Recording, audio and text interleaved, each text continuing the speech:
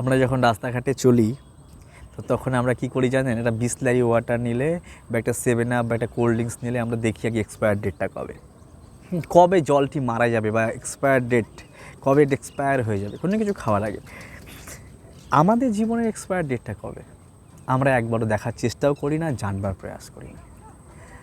আমাদের পাশের ফ্ল্যাটে লোক মারা যাচ্ছে, পাশের বাড়ির লোকটি মারা যাচ্ছে, ঠাকুমা দিদিমা মারা গেছে, আমি ভাবছি আমি চিরদিন ইয়ং থাকবো, চিরদিন আমি একই রকম থাকবো। শাস্ত্রে ভগবান মনে করছেন জাতস্যহি ধ্রুব মৃত্যু ধ্রুব জন্ম মৃতস্য। আমাদের জন্ম যখন হয়েছে মৃত্যু হবে।